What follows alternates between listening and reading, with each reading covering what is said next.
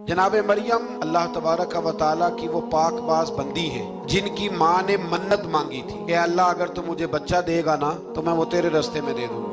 तो जब आप की विलादत हुई तो बेटी पैदा हो गई। जनाब मरियम सलामुल्लाह अलैहा की जो वालदा थी ना, वो इनको ले गई जनाब ज़करिया अलैहिस्सलाम के पास। वो इनके खालू थे। कहा मैंने मन्नत मांगी थी कि मैं बच्चा होगा तो मस्जिद के लिए वक्फ करूंगी, तो अल्लाह ने बच्ची दी है। तो हजरत ज़करिया ने जनाब मरियम के लिए ऊपर छत पे एक मेहराब बना दिया। वो मेहराब के अंदर रहती थी, वहाँ इबादत करती थी। हजरत ज़करिया आपके खालू भी थे, अल्लाह के पैगंबर भी थे। वो उनकी परवरिश करते, खाने पीने का ख्याल करते। हजरत जनाब मरियम जब जवान हो गई तो हजरत ज़करिया एक दिन अंदर दाखिल हुए तो देखा कि वहाँ बेमौसमे फल पड़े हुए हैं। तो अल्लाह के नबी ने अल्लाह की वलिया से पूछा कि ये कहाँ से आए। तो हजरत मरियम कहने लगी ये मेरे अल्लाह की तरफ से आए। हजरत ज़करिया के पास औलाद कोई नहीं थी, बूढ़े हो गए थे। जब देखा ना कि अल्लाह की वलिया को अल्लाह ने बेमौसमे फल दे दिए तो ख्याल आया कि मैं भी बूढ़ा हूँ, मेरी तो अगर रब अपनी वलिया को बेमौसमे फल दे सकता है तो अपने नबी को भी तो बगैर मौसम की औलाद दे ही सकता है ना। वहाँ खड़े होकर हजरत ज़करिया ने दुआ मांगी और हजरत यहया अलैहिस्सलाम हजरत ज़करिया को अता फरमाए। तो अगर वलिया की मेहराब के पास खड़े हो के अल्लाह के नबी दुआ मांगे